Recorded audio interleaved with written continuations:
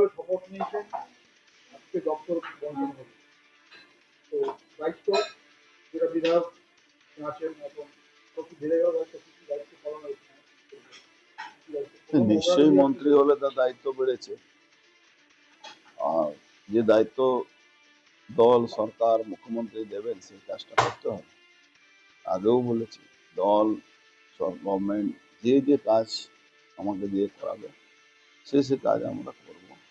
দলকে মজবুত করা, বাংলাকে মজবুত করা, বাংলায় সমস্ত রকম যে ইনফ্রাস্ট্রাকচার ব্যবস্থা আছে ঠিক করার দায়িত্ব মন্ত্রিসভা হয়।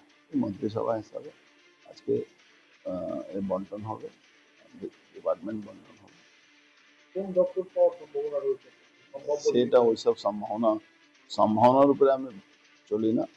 যেটা ফ্যাক্ট সেটা ফ্যাক্ট, এটা সামনে আসলে সেটা দেখা যাবে। কোটি টাকা উদ্ধার তৃণমূলের ছাত্র ইউনিয়ন থেকে, কি বলবেন? আগেও বলেছি ছাত্র ইউনিয়ন মানে মমতা ব্যানার্জি টাকা তোলা মেশিন ছিল, এটিএম ছিল, রেপিস্টদের একটা সমূহ ছিল। তৃণমূল ছাত্র নেতা মানে রেপিস্টদের সমূহ।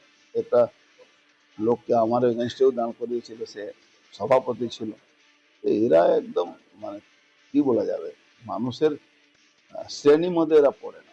এরা সব সরকারের ক্ষমতার ভোগ করেছে। কলেজের মধ্যে মাসাজ পার্লার খুলেছে, কলেজের মধ্যে কি করেছে আপনি দেখেন, টাকা পাহাড় রেখেছে, টাকা মদের বোতল আর্মস এমুনেশন সবই তো আছে।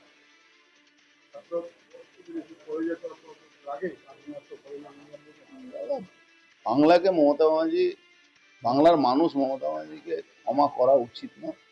মানে কি বলা যেতে পারে, মমতা ব্যানার্জি বাংলার মানুষের অভিশাপে, মমতা ব্যানার্জিকে ব্যাপক অভিশাপ করবে। মানুষ আস্তে আস্তে সব তথ্যগুলো পাচ্ছে, দেখা যাবে। ঠিক আছে।